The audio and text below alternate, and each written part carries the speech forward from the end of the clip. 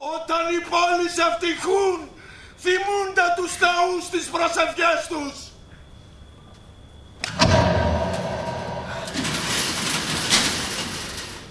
Φοβερά τα δεινά και μεγάλα. Και δέρνομαι.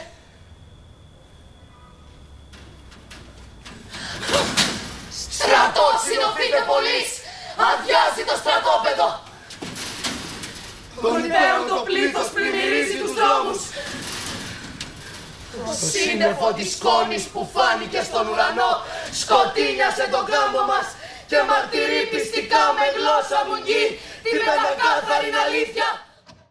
Κι ό,τι μεσολαβεί ανάμεσα γυναίκας κι άντρα τέλος πάντων, θα βρεθείτε μπροστά σε σκληρή καταδίκη. Θάνατος! Με δημόσιο λιθοβολισμό. Η ευθύνη βαρύνει τους άντρες. Δεν έχουν λόγο οι γυναίκες στα δημόσια πράγματα. Λούφαξε με στο σπίτι σου και μη μας ενοχλείς. Τα άκουσες ή δεν τα άκουσες? Μιλάω σε κουφί! Κρυφέ του! Πολιούχοι θεοί! Ρίξτε την όσο τη δεινή επάνω στον εχθρό!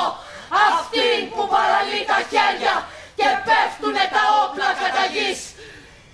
Λυτρώστε την πόλη μας και θα δεχθείτε του λαού ευχαριστήριον ύμνο. Καθίστε στα όμορφα στασίδια σας και ακούστε τις φωνές τις γοερές της ηγεσίας. Μα θα είναι κρίμα κι άδικο να κατεβεί στον Άδη μια κούφτα στάχτη, ρημαγμένη, δουλωμένη από το δόρυ του Αχαιού, μια πόλη που γεννήθηκε βαθιά μέσα στο μύθο.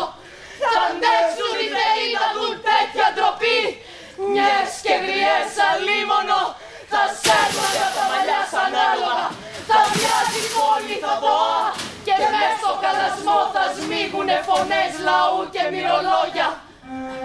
Γνωρίζεις ποιον θα του στείλεις αντίπαλο? Κήρυκας είμαι. Μη με κατηγορείς για το περιεχόμενο των λόγων μου, ευθύνομαι για τη μορφή μονάχα. Εσύ κοίταξε τώρα. Της πόλης το καράβι. Πώς θα κυβερνήσεις?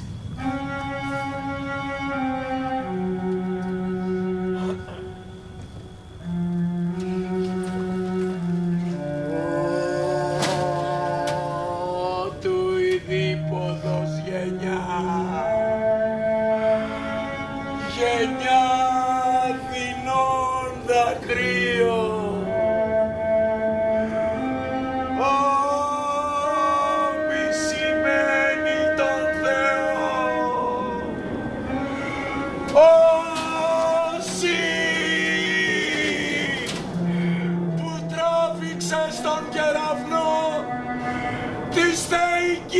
Μανίας! Αλίμανά μου!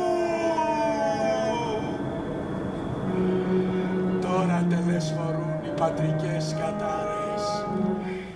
Αυτά πιστεύω εγώ. Και απέναντί του θα σταθώ. Ποιος άλλος πιο πολύ το δικαιούται?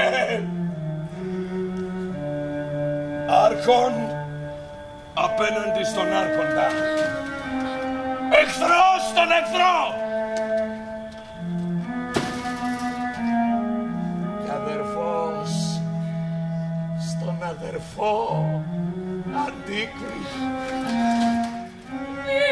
Δοκίμασες κι εσύ την ειρηνία και τη γνώρισες και εσύ στερνά την έμαθες όταν ήρθες στην πόλη.